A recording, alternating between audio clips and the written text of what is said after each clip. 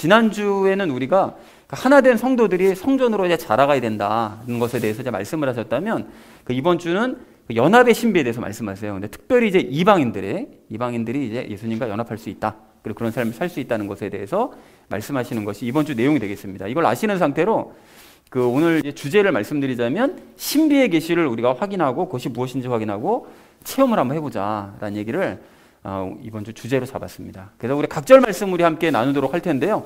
먼저 1절 말씀 함께 읽도록 하겠습니다.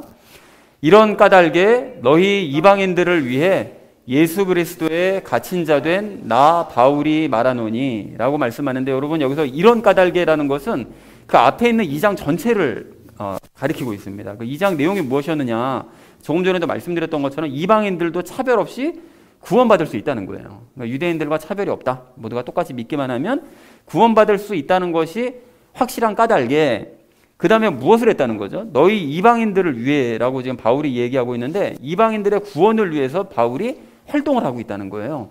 그런데 정확하게 말씀드리자면 이방인들도 믿기만 하면 영의 부활, 즉 영이 죽었다가 예수님 믿음으로 죽었다가 다시 부활하게 되는 이것을 체험할 수 있다는 사실을 알리기 위해서 나는 갇혔다.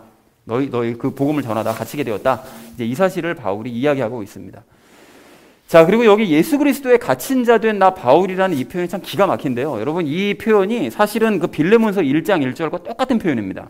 지금 빌레몬서 보내고 난 다음에 에베소서 보냈거든요. 맨 처음에 골로새서 보내고 빌레몬서 보내고 에베소서 보냈거든요. 그러니까 그 근처에 그 로마 감옥에서 다 보낸 것이기 때문에 같은 내용이 나올 수밖에 없는데, 이 빌레몬서 1장 1절에서도 뭐라고 말씀드렸는가 하면 예수님 안에 지금 있다는 표현임과 동시에 로마 감옥에 갇혀 있다는 그런 뜻이에요. 그러니까 예수 그리스도 안에 갇혔고 실제로 감옥에도 갇혔고.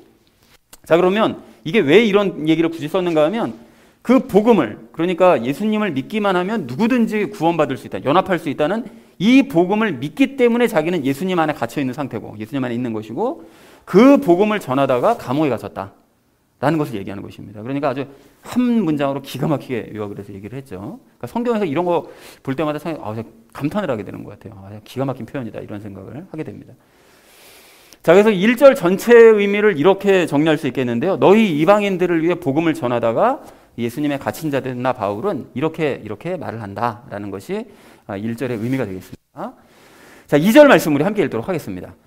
너희를 위해 내게 주신 하나님의 은혜의 경륜을 너희가 들었으리라 라고 말씀합니다. 경륜이라는 말을 이제 성경에 종종 나오는데, 경륜은 나올 때마다 설명드리죠. 결정이나 섭리 또는 경영, 제도, 그러니까 하나님께서 다스려 가시는 방법들, 그것을 경륜이라고 얘기를 합니다. 그런데 하나님의 은혜의 경륜이다 그러면 이제 우리가 말을 은혜가 무슨 뜻인지 알고 있으니까요. 그 경륜이 무슨 뜻인지 아니까 이걸 연결시켜서 생각하면 이렇게 되는 거죠. 하나님께서 주기로 결정하신 은혜 선물, 그러니까 연합의 선물이죠. 그것을 하나님의 은혜의 경륜이다. 이걸 풀어서 설명하면 하나님께서 주시기로 결정하신 연합의 선물, 그걸 이야기하는 거다라는 것을 우리가 이해할 수 있겠습니다. 그러니까 이제 이방인들도 예수님을 믿기만 하면 하나님과 연합할 수 있는 선물을 주신다. 그것이 하나님께서 정해놓으신 결정이라는 거예요. 섭리라는 거죠. 자, 그리고 그것을 너희를 위해서 내게 주셨다는 거예요. 뭔 소린가 하면 바울은 그 선물에 대한 소식을 전파를 하고 있다는 거죠. 이방인들에게 알려주고 전파하고, 그래서 그거를 자기에게 소식을 그렇게 복음을 전달해라 라고 자기에게 주셨다는 것이죠. 바울이 그걸 가지고 있다는 거예요. 자, 그래서 2절 전체의 의미를 이렇게 정리할 수 있겠는데요. 너희를 위해 내게 주신 하나님의 선물에 대한 그 소식, 그 복음에 대한 소식을 너희가 이미 들었을 거다. 그러니까 에베소 교회에는 이미 복음을 들어서, 잘 아시잖아요. 과거에 그 에베소 교회에서 한 2년 정도를 가르쳤었으니까 그 바울이 전한 복음을 이미 알고 있는 사람도 있기 때문에 이렇게 얘기를 하는 것이고, 다음 절에서는 그걸 못 들은 사람들을 위해서 또 이야기를 하는 그런 얘기를 하고 있습니다. 자, 그래서 이어진 3절 말씀 우리 함께 읽도록 하겠습니다. 곧 계시로 그분께서 내게 그 신비를 알리셨나니 그것은 내가 전에 몇 마디 말로 적은 것과 같으니라 라고 말씀합니다. 여러분 여기서 그 신비라는 것은 이제 신비하면 이제 뭐를 얘기하는 것이다 라는 걸 아시겠죠? 그 신비가 뭐였었죠? 항상 강조하지만 골로새서 1장 27절 말씀, 그 연합의 신비에 대해서 말씀하고 계시잖아요. 그 1장 27절 말씀이 어떻게 되는가 하면 이렇게 되어 있습니다. 하나님께서는 이방인들 가운데서 이 신비의 영광의 풍성함이 무엇인지 자신의 성도들에게 알리려 하시는데, 이 신비는 너희 안에 계신 그리스도 곧 영광의 소망이시다. 이게 거의 외우다시피 됐잖아요. 하도 자주 인용을 해서. 근데 여러분 보십시오. 이 신비는 그리스도의 신비, 그 신비는 너희 안에 예수님께서 계신다는 것, 그것이 신비다. 하나님께서 태초부터 감춰주셨던 그 신비다. 근데 그분은 영광의 소망, 즉 예수님을 닮아갈 수 있도록 하기 위해서, 그 영광을 보게 하기 위해서 우리 안에 계시는 것이다 라는 그런 의미인데, 자신의 성도들에게 그걸 알려주신다는 거예요. 그러니까 믿는 사람들, 그래서 예수님과 연합한 사람들은 너희 안에 예수님께서 계신다는 사실을 어떤 경로를 통해서는 알려주신다는 거예요. 그런데 그것을 또 한 가지를 말씀하시는데, 이 신비의 영광의 풍성함, 그러니까 예수님과 함께 살아가는, 연합해서 살아가는 그 삶이 얼마나 풍성하신 것인지를 이방인들 가운데서 보여주시려고 그러신다는 거예요. 왜요? 이방인들도 그걸 보고 예수님과 연합해서 살면, 믿고 연합해서 살면 저런 풍성한 삶을 살 수 있구나 라는 걸 깨닫고 그들도 예수님과 연합하게 하실 수 있도록 이 모든 일들을 행하신다는 거예요. 이것이 하나님께서 정해놓으신 신비라는 것이죠. 그래서 그 신비를 알려주셨다는 거예요. 그러니까 바울에게 그 계시록을 알려주셔서 이방인들에게 전할 수 있게끔 만들어주셨다는 것이죠. 자, 그래서 이것이 이제 내가 전에 몇 마디 말로 적은 것이 뭘까요? 요 내용을 이제 적었었는데, 이걸 어디서 적었었다고요? 골로새서에서 적었었다는 거죠. 그러니까 전에 몇 마디 말로 적었다는 것은 골로새 교회에 먼저 편지를 내가 보냈었다. 그 얘기를 하고 있는 거죠. 그리고 너희에게 지금 뒤늦게 내가 에베소서를 보내고 있는데, 이 골로새서를 이제 그 다음 절에서 이걸 보면 너희가 무슨 뜻인지 알게 될 거다라고 얘기를 하고 있습니다. 자, 그리고 또 한 가지 여기서 전에 몇 마디 말로 적은 것이 그 골로새서를 말한 건 맞습니다. 맞는데 그 전에 바울이 로마서를 쓸 때도 이거에 관련된 이야기를 썼었어요. 신비에 대한 이야기를 그 마지막 16장 26절에서 로마서를 요약하면서 마지막으로 뭐라고 썼었는가 하면, 이제는 밝히 드러났으며 영존하시는 하나님의 명령에 따라 대언자들의 성경 기록들을 통해 믿음에 순종하게 하려고 모든 민족들에게 알리게 지게 된 신비의 계시, 이걸 얘기했었단 말이죠. 그러니까 로마서에서도 모든 대언자들이 이미 구약 성경을 썼을 때 그 성경 기록에 그 믿음에 순종하게 하려고, 모든 사람들이 다 믿게 만들게 하시려고 모든 민족들에게 알려주게 하신 거, 예수님과 연합할 수 있다는 사실, 이 신비의 계시를 알려주셨다라는 거를 로마서에서 썼었다는 거죠. 그러니까 전에 몇 마디 말로 적은 것이 골로새서는 일단 말씀드리는 게 맞지만 로마서에서도 그런 걸 말씀하신 적이 있었다라는 사실을 참고하시면 좋을 것 같습니다. 자, 그리고 알리셨다라고 얘기하는데 이걸 1절과 2절과 연결시켜서 우리가 한번 생각을 해보면, 이방인들도 믿기만 하면 하나님과 연합할 수 있다는 사실을 바울에게 계시로 알려주셨다라는 것을 바울이 이야기를 하고 있습니다. 자, 그래서 3절 전체 의미를 이렇게 정리할 수 있겠는데요. 하나님께서는 계시로 내게 그 신비를 알려주셨는데 그것은 전에 골로새 교회에 보냈던 서신서에 적은 내용과 같다. 우리가 아까 전에 나눴듯이 예수님과 연합할 수 있다는 그 신비, 그것을 얘기하는 것이다 라고 이야기하고 있습니다. 자, 이어진 4절 말씀 우리 함께 읽도록 하겠습니다. 그것으로 말미암아 너희가 읽을 때에 그리스도의 신비에 대하여 내가 알고 있는 바를 깨닫게 되리라 라고 말씀합니다. 그것으로 말미암아 너희가 읽을 때라는 것은, 서신서를 왜 여러분 기억하세요? 돌려 읽으라고 그러잖아요. 골로새서에서 내가 너희에게 편지를 보내면 가까이에 있는 어디입니까? 다른 교회, 그러니까 여기서 얘기하는 에베소 교회죠. 그 에베소 교회와 서로 이제 가까이 있는 교회와 돌려 읽으라 라고 얘기했기 때문에, 너희가 이제 골로새서를 이제 받아서 읽게 될 날이 올 거다. 그럼 그걸 읽을 때 너희가 깨닫게 될 거라는 거예요. 이제 뭐를 깨닫게 되느냐?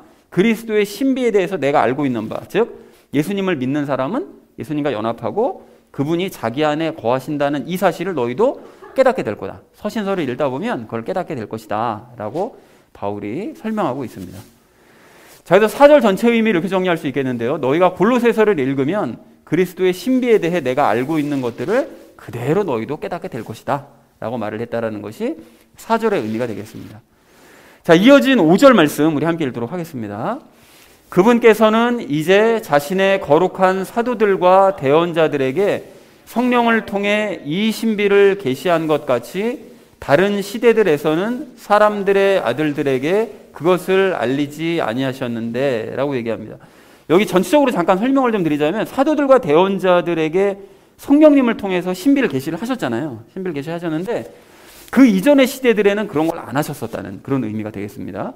자, 그래서 여기를 참 자세하게 보시면 그 자신의 거룩한 사도들과 대언자들에게 계시하셨다는 것이, 신비가 이제 바울에게만 계시된 것이 아니라 그 이미 사도들과 대언자들에게 계시가 다 됐던 신비였다는 거예요. 그러니까 사도 바울만 연합의 복음을 전한 것이 아니라 12사도들 모두도 그것을 전했었고, 과거 구약의 대언자들, 특히 뭐 에스겔이나 예레미야 같은 사람들도 그 대언서들을 보면 연합에 대해서 이미 예언을 했었었고, 그 모든 것들은 공통적으로 계시가 된 복음이라는 거예요. 그래서 이게 계시된 신비였는데, 그래서 지난 2장 20절에서 왜 사도들과, 우리가 방금 좀 전에 정례설 때도 본 것처럼 사도들과 대언자들의 기초가 연합의 이 복음이다라고 말씀드렸었잖아요. 그러니까 사도들과 대언자들도 이 연합의 신비를 알고 있었기 때문에 이거를 그리스도인의 아주 가장 기초적인 복음으로서 모두가 전했다. 이걸 기초로 터를 닦았다라고 얘기를 했다는 것을 확인을 할 수가 있겠습니다.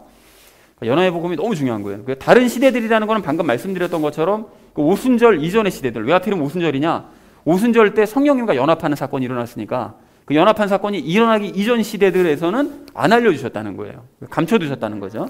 그리고 사람의 아들들이라고 굳이 얘기하는 이유는 하나님으로 거듭나지 못한 사람들, 그러니까 여전히 육신적인 사람들, 그 사람들을 얘기합니다. 그래서 결국 오순절 이후에 예수님과 연합해서 하나님의 자녀가 된 사람들에게는 이 신비의 계시를 주시고, 그 전에 불신자들, 안 믿는 사람들에게는 이 신비에 대해서 계시를 해주지를 않으셨다. 뭐 믿으라고 해도 어차피 얘기해도 안 믿으니까요. 그러니까 이제 계시를 안 해주신 거죠. 자, 그래서 5절 전체 의미를 이렇게 정리할 수 있겠는데요. 하나님께서는 성령님을 통해 사도들과 대언자들에게 이 신비를 계시를 해주셨지만 다른 시대의 불신자들에게는 계시를 해주지 않으셨다라는 것이 이제 5절의 의미라는 것입니다. 이 얘기 왜 했을까요? 그러니까 너희는 그만큼 이 중요한 진리를, 이 신비를 깨닫게 됐으니 감사해야 된다. 그러니까 이전에 그 사람의 아들들, 거듭나지 못한 사람들과 너희는 질적으로 다른 존재들이다라는 걸 이제 알려주기 위해서 이 얘기를 한 것이죠. 자, 마지막 6절 말씀 우리 함께 읽도록 하겠습니다. 이 신비는 곧 복음으로 말미암아 이방인들이 그리스도 안에서 동료 상속자가 되고 같은 몸에 속하게 되며 그분의 약속에 참여한 자가 된다는 것이라 라고 말씀을 하는데, 여러분 이 말씀을 이렇게 얼핏 보시면 이 신비는 곧 이러하다. 이방인들이 이렇게 되고 이렇게 되고 이렇게 되는 것이다 라고 얘기하니까 얼핏 보면 이게 하나님의 신비라는 것이 이방인들의 구원을 의미하는 것처럼, 근데 우리가 알고 있는 신비는 예수님과 연합인데 여기서는 뭐 이방인들이 뭐 동료 상속자가 되고 같은 몸에 속하고 약속에 참여한 자가 되고 뭐 구원받는 거에 대해서 얘기하는 것 같은데, 그럼 서로 이게 신비가 다른 거 아닌가? 라고 생각할 수 있는데, 여러분 그렇지 않습니다. 이게 무슨 소린가 하면 믿는 자들은 누구나 예수님과 연합할 수 있다는 거예요. 그건 뭐 당연한 신비고 그것이 맞는 이야기고, 신비의 영광의 풍성함을 목격한 이방인들도 하나님과 연합할 수 있다는 사실을 말씀하신 거예요. 그러니까 뭔 소리냐? 아까 전에 아파에서 골로새서 1장 27절에서 이 모든 신비를 누구한테 보여주길 원하신다고요? 이방인들에게 보여주기 원하신다고 그러셨잖아요. 그러니까 그 이방인들에게 보여주셔서 그걸 본 이방인들이 그걸 목격하고 믿은 사람들, 그 사람들은 똑같이 하나님과 연합해서 그리스도 안에서 동료 상속자가 되고 같은 몸에 속하게 되고 그분의 약속에 참여하는 자가 될 수 있다. 이 사실을 말씀하셨다는 것을 확인하시면 되겠습니다. 이 한 절만 딱 띄어서 그럼 신비는 뭐 두 가지네, 뭐 그리스도의 연합과 이방인이 구원받는, 이렇게 생각하시면 안 됩니다. 결국 같은 얘기다라는 것을 확인하시면 좋겠습니다.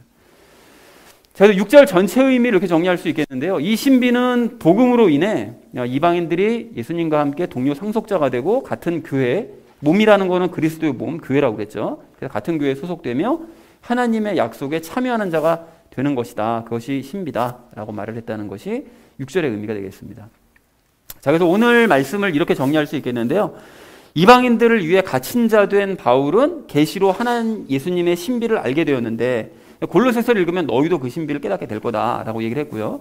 그리고 하나님께서는 이미 사도들과 대언자들에게 이 신비를 계시하셨으나 다른 세대의 불신자들에게는 알려주지 않으셨다라는 것이 5절까지 내용이고요.